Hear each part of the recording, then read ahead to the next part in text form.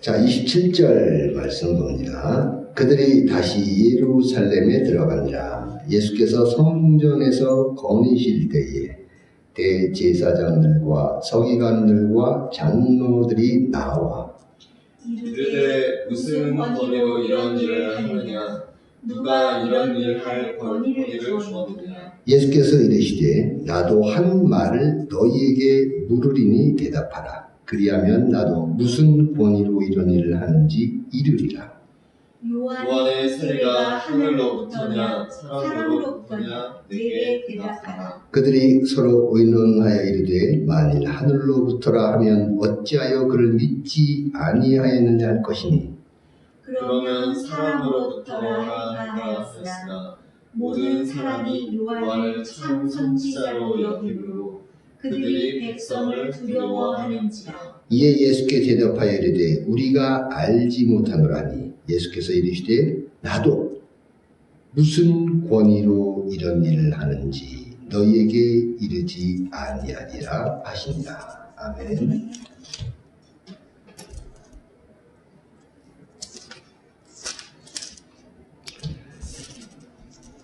자, 사람이 살아가면서 내가 살아있다고 느낄 때가 얼마나가 있을까요? 여러 가지 원인으로 다양한 상황에서 나올 수 있겠지만 또 접할 수 있겠지만 공통적인 것은 혼자만의 어떤 독불 장군식의 결론이 아니고 함께 어우러지면서 관계 속에서 내가 느끼는 감사, 정말 감사구나 라는 그 감사와 내가 살아있음을 느끼는 것과는 아주 밀접한 연관성이 있을 것입니다. 그럼에도 불구하고 살아있음을 느낄 때의 주체는 당연히 내가 스스로 돼야 하겠죠. 반대로 나의 존재가 무시함을 당할 때 나는 적극적으로 내가 살아있음을 주장하게 됩니다. 무언의 침묵이든 감정의 폭발이든 이성의 대처이든 각 사람이 지닌 성향에 따라 자기만의 방법을 아마 강구하게 될 거예요. 변수는 있겠죠? 아무리 내가 존재의 무시함이나 억울함이나 이런 것을 당할 때 정확하고도 확실한 목적이 있거나 아니면 그 목적을 위함이라면 그런 것들을 참아낼 수가 있어요. 갈등이라는 것을 한번 생각해 보면 갈등 또한 내가 살아있음을 드러내는 하나의 원인으로도 작용할 수가 있습니다. 갈등은 모르는 관계에서는 절대 발생하지가 않아요. 밀접한 관계, 같은 직종, 동일한 목적을 가지고 있다면 갈등은 언제 어느 때 일어나도 이상하지 않을 것입니다. 왜냐하면요, 살아있음이 서로 부딪히기 때문이에요. 살아있음이. 그 단적인 예가 아마 가족이 될 수도 있어요. 가족. 우리는 질문합니다. 아니, 밖에서 나가서는 그렇게 남들에게 잘하면서 왜 집에 와서는 그 모양인데? 이렇게 얘기할 수가 있어요. 많이 경험하기도 하고. 이유야 여러 가지가 있겠지만 가족이기 때문에 가능할 거예요. 아마. 가족이기 때문에. 가족은 비교 대상이 아니에요. 갈등의 해소는 결국은 원인을 정확히 알아야 갈등이 해소가 됩니다. 오늘 본문은 예수님과 종교 지도자들 간의 갈등 속에 있던 사건이에요.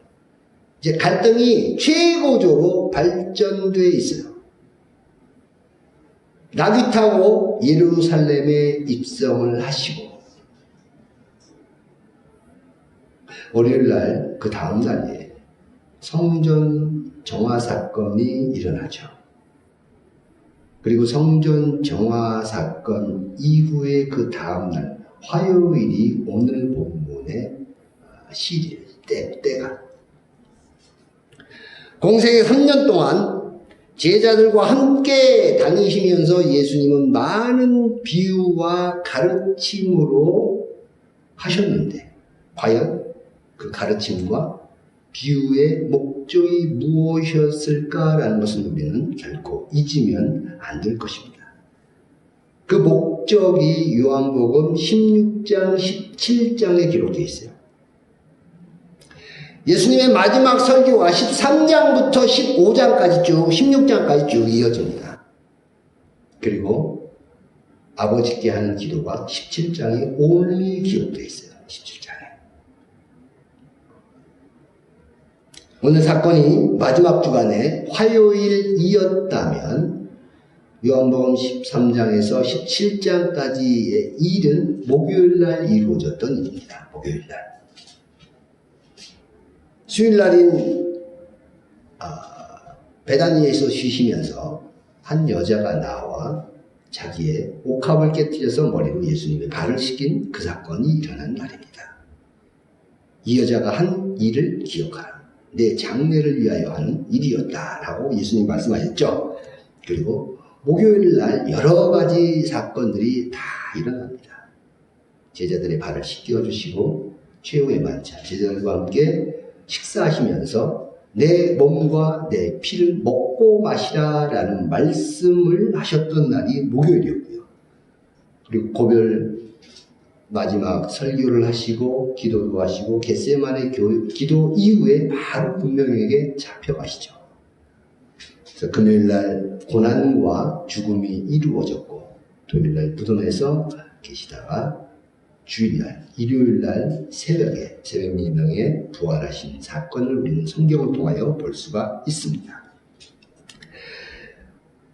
오늘 16장, 17장에 예수님이 가르치신 목적이 분명하게 아까 드러난다고 제가 말씀드렸는데 요한복음 16장 32절에 예수님이 앞으로 닥쳐올 그런 상황에 대해서 말씀하시고 남겨진 자들을 위한 얘기도 하십니다. 보라 너희가 각각 제 곳으로 흩어지고 나를 혼자 둘 때가 오나니 벌써 왔도다. 그러나 내가 혼자 있는 것이 아니라 아버지께서 나와 함께 계신다고 예수님은 요한복음 16장 32절에 말씀하고 계시고 또한 38절에 보면 이미 죽음을 앞둔 사람인데 죽음을 앞두고 있는데 제자들에게 담대라 그렇게 얘기합니다. 내가 세상을 이겼다. 세상의 목숨이 사람의 목숨이 끊어지면 끝이에요. 지는 거예요. 근데 제자들에게 어떻게 내가 세상을 이겼다라고 말씀을 하실 수 있겠느냐? 33절에 내가 너희에게 이르는 것은 너희로 내 안에서 평안을 누리게 합니다. 세상에서는 너희가 환난을 당하라 담대하라 내가 세상을 이겨노라 이렇게 말씀하세요. 죽음을 앞두고 세상을 이겼다라고 말씀하시는 것은 아까 제가 말씀드렸던 예수님이 이 땅에서 가르치고자 했던 그 목적을 이루었다라고 말씀하십니다. 그리고 이 땅에 오신 계획의 완성이었다라는 선포가 될 수 있습니다. 이어지는 17장은 온전히 예수님의 기도로 이루어지는데 제가 늘 좋아하고 인용하는 구절도 17장에 나옵니다. 3절, 20절, 26절 이 세 절만 잠깐 볼까요? 3절에는 한번 보세요. 요한복음 17장 3절.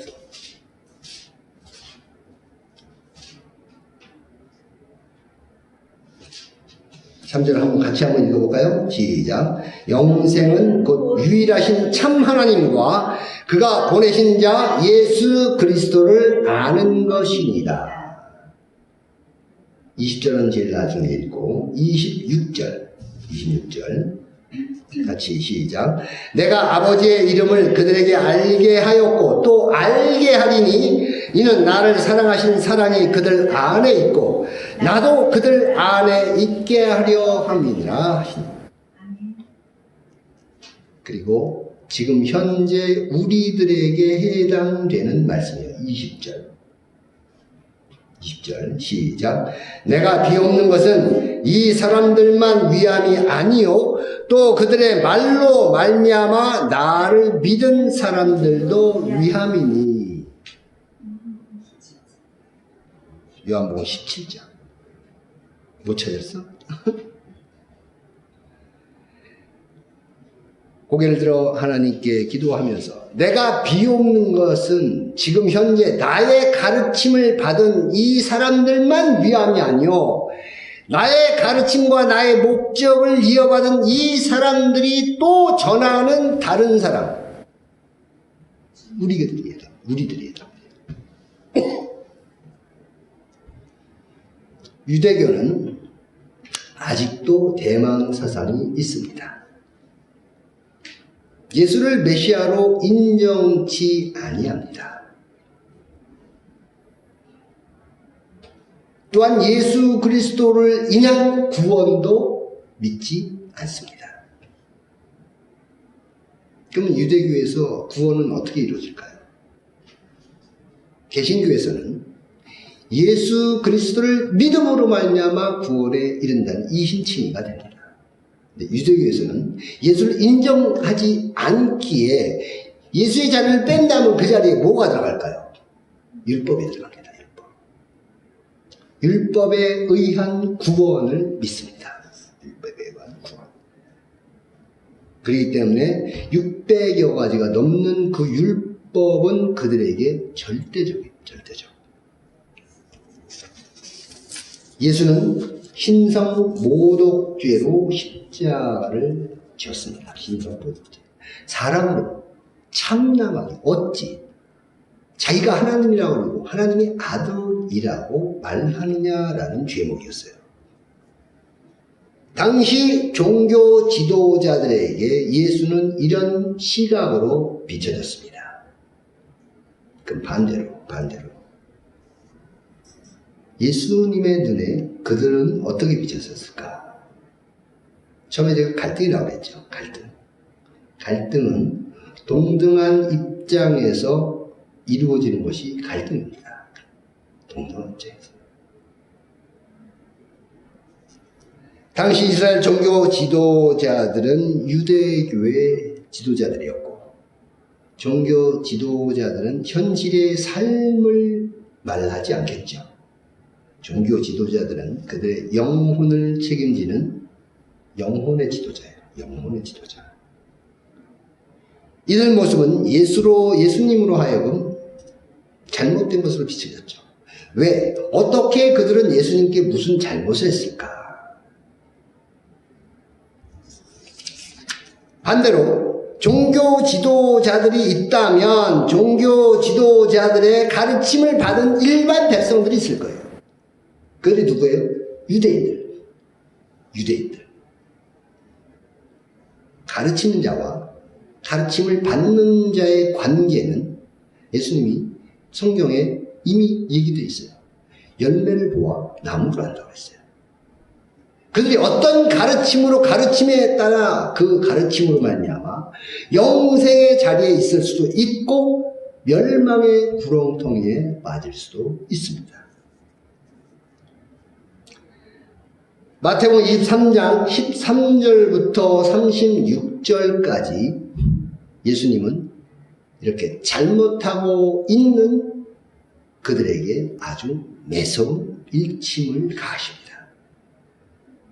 이 성경 구절에 보면 화 있을진저라고 쭉 이어져요. 화 있을진저. 외식하는 서기관들과 바리새인들이요 이렇게 나옵니다. 세 구절을 한번 볼까요? 23장 13절에 보면 제가 먼저 하나를 읽어드릴게요. 화 있을진저 외식하는 서기관들과 바리새인들이여, 너희는 천국문을 사람들 앞에서 닫고 너희도 들어가지 않고 들어가려 하는 자도 들어가지 못하게 한다. 그렇게 했어요. 얼마나 심한 질책이에요.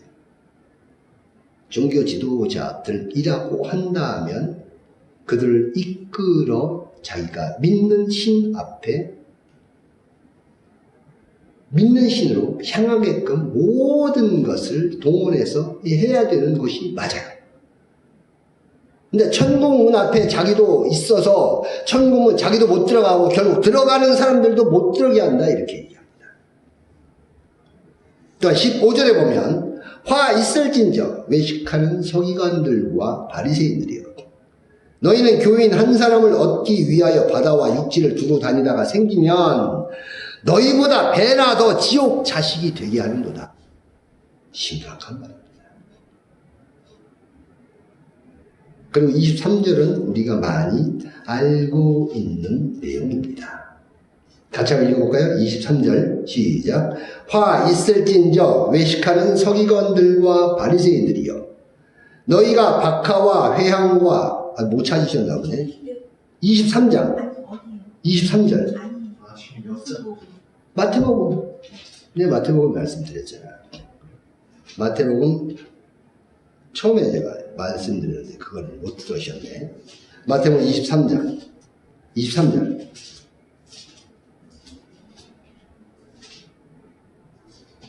찾으셨죠? 자, 같이 읽어봅니다. 시작. 화 있을진저 외식하는 서기관들과 바리새인들이여, 너희가 박하와 회향과 근체 11조는 들이되 율법에 더 중한 바 정의와 긍휼과 믿음은 버렸도다.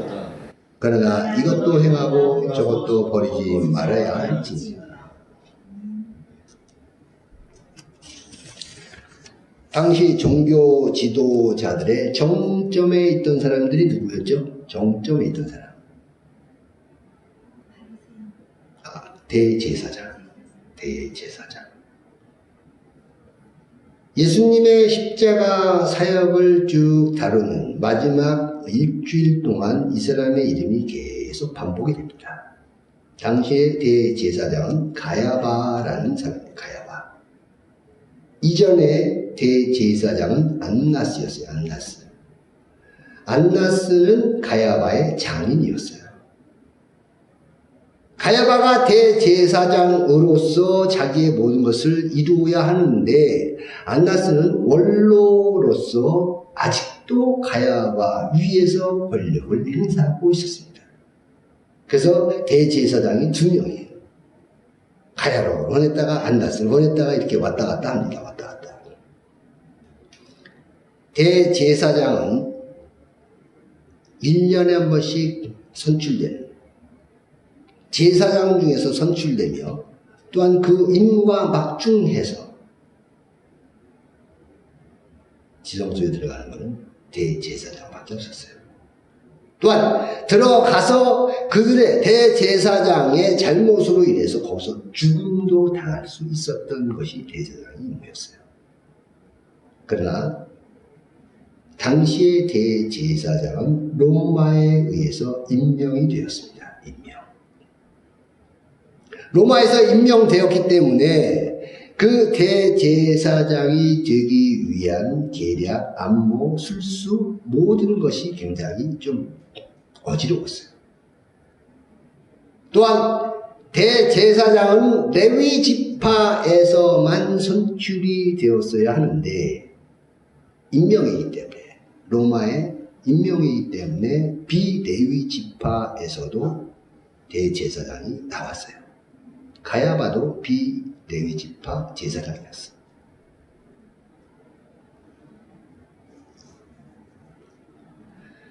결국 사제들도, 당시의 사제들도 유대인들이 성전에 바치는, 드리는 그 제물로 인해서 살아가는 사람들이었어요. 결국 당시의 고위 종교 지도자라고 한다면 하나님의 명을 받들어 하나님의 말을 전하는 대언자보다는 직업에 가까웠어요. 직업.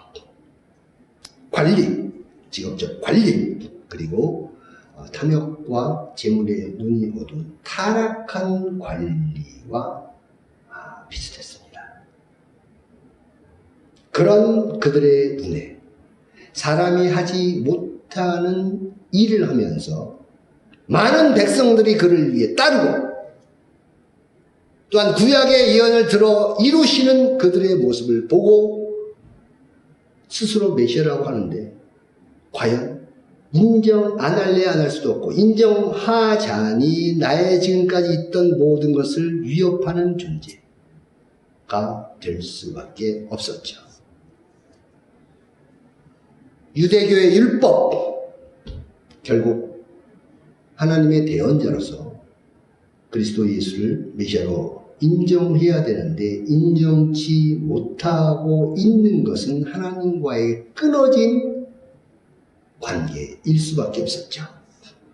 유대교 율법 곧 하나님의 명하심을 행하도록 임명된 지킴이 이어야 했는데 결국 자기 눈에 들보는 보지 못하고 남의 눈에 티만 지적하는 당시의 종교 지도자들의 모습이었습니다. 예수님이 십자가 사형 다 하시고 부활하시고 승천하시고 제자들이 예수의 이름으로 전도를 합니다. 베드로와 요한이 솔로몬 행각에서 설교하기 전에 아주 우리가 알고 있는 유명한 게 있죠. 못 걷는 사람에게 내가 은과 금은 없으나 내가 가지고 있는 이것으로 내가 너에게 주노니 예수 그리스도의 이름으로 일어나 걸어라 라는 말씀이 그때 나옵니다. 그리고 많은 사람들이 따르죠. 그리고 솔로몬 행각에서 베드로의 설교가 이어집니다.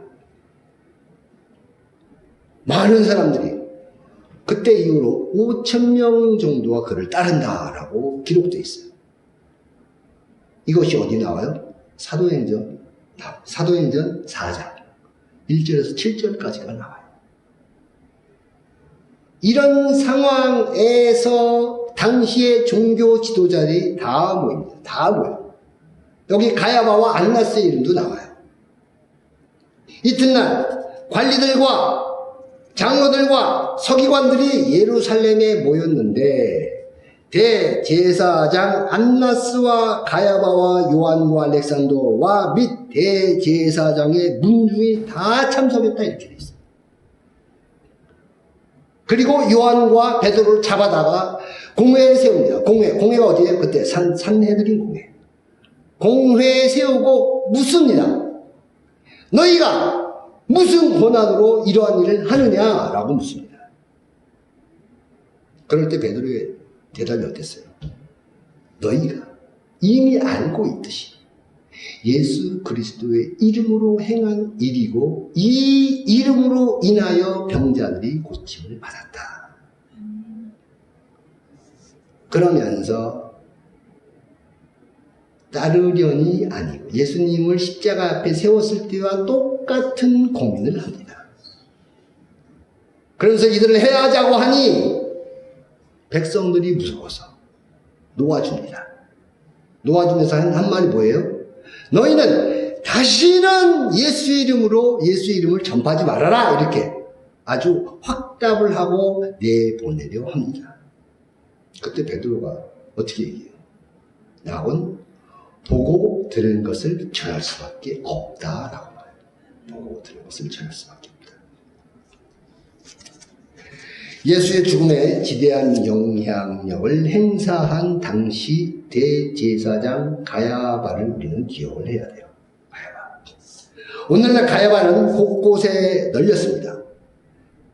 가야바가 유대인들을 소동하여 예수를 죽음으로 몰아갈 때 예수를 죽이라는 가야바의 그 소리에 예루살렘에 있던 유대인들은 다 소동을 합니다. 그리고 죄인 한 명을 풀어주는 관례 행사 때 예수님보다는 바나바를 선택해서 풀어줍니다. 그때 있던 그 멸망의 길로 인도하는 것이 잘못된 길을 가는 종교 지도자들의 종말이에요. 정말. 바울 사도가 행위로서의 구원이 아니라고 로마서 전체를 통하여 역설합니다. 무엇으로 인한 구원? 믿음으로 인한 구원. 근데 유대교에서는 어떤 구원이었죠? 율법으로 인한 구원. 하나 더 예를 들자면 이슬람교는 행위에 의한 구원이에요. 행위에 의한 구원. 바울 사도가 행위로 구원이 아니라고 그렇게 목놓아 붓고 그 행위로 인한 구원, 율법으로 인한 것을 봉인해서 묻어두었는데 그것을 애써 꺼내가지고 다시 행동으로 행위에 의한 구원이라고 역설하고 있는 현대 구원파들 그리고 안상원파들 그들은 다 멸망의 길로 빠져버린 잘못된 가르침을 가고 있는 결국 유대교회와 이슬람교의 교리처럼 율법으로 인한 구원, 행위로 인한 구원을 똑같이 반복하고 있습니다. 우리는 어느 편에 속해야 하겠습니까? 살기 위해서 속해라는 것이 아니에요. 물론 그것도 중요한 가운데 이유 중에 하나겠지만 그것이 진리이기 때문에 그것이 올바른 하나님의 원하심이기 때문에 그것이 종된 그리스도인이 주인된 하나님 편에 서야 되는 근본적 이유이기 때문에 우리는 하나님 편에 서야 합니다. 구약의 예언을 이루시는 메시아의 예수님의 등장은 율법의 완성이었기 때문에 종교 지도자들은 그를 자기가 있던 자리에 올려놓고 인정하고 자리를 내드렸어야 돼. 근데 내어드리지 아니했던 그 이유로 인하여 예수가 십자가에 못 박혀 죽는 그 일이 벌어졌고 똑같이 예수의 자리를 인정하고 넘겨줘야 하는데 자기가 그 자리를 차고 앉은 현대의 모든 이단들이 그 입장에 있는 가야바 모습과 똑같음을 우리는 알아야 합니다.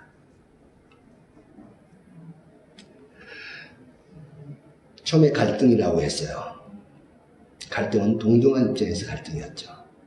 그러나 종교 지도자들과 예수님의 갈등은 종과 주종의 관계를 맺어야 하기 때문에 갈등이라고 할 수가 없습니다. 그 교훈을 우리가 지금 어떻게 받아들이냐 우리의 교훈을 지금 다시 한번 치환시켜야 돼요.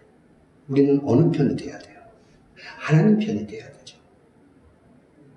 구원을 얘기하고 은혜를 얘기하고 사랑을 얘기하고 모든 것은 받아서 이루어지는 나의 것으로 하나님으로부터 이루어지는 내가 받아 누릴 수 있는 것을 얘기하고 있는데 전제가 우리는 빠졌음을 늘 기억해야 합니다. 하나님의 은혜는 있습니다. 하나님의 사랑도 하나님의 역사도 하나님의 섭리하심도 우리에게 지금 현재 이루어지고 있어요. 그러나 전제가 없어. 내가 무엇을 하든 어떤 기도를 하든 하나님은 다 들어주신다? 그것이 아니죠. 하나님의 원하심에 그의 계명을 지켜 내 사랑 안에 거한 것처럼 너희가 내 계명 안에 있으면 내 사랑 안에 거하리라.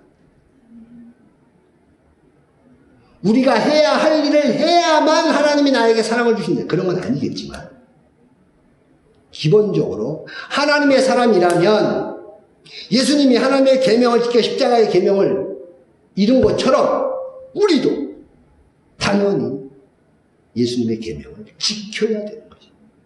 예수님의 계명을 지키지 아니했던 사람, 세상에 나가 하나님의 사랑을 내가 아는 것처럼 내가 예수님의 사랑을 보이면 그것이 세상으로 하여금 너희가 내 제자가 되는 것을 알게 하리라는 그 말씀처럼 우리가 세상의 삶을 통해서 하나님의 향기를 드러내지 아니한다면 그것은 하나님의 사람이라고 얘기할 수가 없습니다. 그 전제가 반드시 있어야 돼요. 그 전제를 통해서 드러나는 것이 뭐라고 했어요? 늘 얘기하는 서로 사랑, 이웃 사랑이에요. 그것은 진리입니다. 진리야. 그것이 있지 아니하는 한 그리스도인이라 할 수가 없습니다. 그 외의 것들은 종류예요, 종류예요. 우리는 오늘 하나님의 말씀을 통하여 다시 한번 우리 삶을 돌아보게 합니다. 돌아봄으로써 이루어지는 역사는 하나님의 역사며 하나님의 일이며 하나님의 원하심이에요. 그 일을 통하여 내 삶이 어떻게 하나님 앞에 서고 있느냐라는 것을 다시 한번 보시고, 하나님이 나에게 원하시는 것은 나 혼자만의 일이 아니고 지체로서의 각자의 역할에 관계된 일이에요. 내가 할 수 있는 일, 내가 할 수 없는 일까지 하라는 것이 아니고, 내게 주어진 현재의 삶에서 내가 할 수 있는 일, 그것으로 인하여 하나님은 늘 영광 받으시기를 원하시는 분이죠. 또한 그 영광을 위하여 내가 주종의 관계로서 종된 임무를 다할 때 나에게는 큰 기쁨과 평안이 있다. 이것이 전제되는 한 하나님은 세상 끝날까지 우리와 늘 함께 하신다고 하셨으니, 오늘 말씀을 통하여 또 한 번 깨달음이 오고, 그 깨달음이 나의 삶에 적용이 되고, 적용이 됐을 때 또한 내가 살아가는 존재의 이유와 목적이 또한 드러나는 것이니, 오늘 그 삶을 통하여 더욱더 세상의 악한, 힘들고 어려운 지경에 빠졌을지라도 힘을 내시고 능력 주시는 주님 안에서 더 힘차게 자기에게 주어진 삶을 살아가시길 바랍니다. 오늘 그런 삶이 저와 여러분에게 있기를 주님의 이름으로 축원을 드립니다. 기도합니다. 고마우신 아버지 하나님, 말씀은 늘 우리의 영혼의 살피움이 됩니다. 그 말씀을 통하여 다시 한번 내가 살아가는 존재의 이유가 됩니다. 말씀을 나의 본의로, 나의 의도로, 인본주의로 받아들이는 것이 아닌 주종의 관계인 신본주의로 받아들이는 귀한 신앙이 될 수 있도록 주여 성령의 지혜와 깨달음을 주시고, 더욱더 내가 할 수 있는 일이 무엇인지 말씀을 통하여 찾고 두드리고 구할 때 성령님은 다시 한번 우리에게 그 해답까지 주시오니 기쁨으로 평안으로 그 일을 행하는 우리 모두가 되게 인도하여 주옵소서. 예수님 이름으로 기도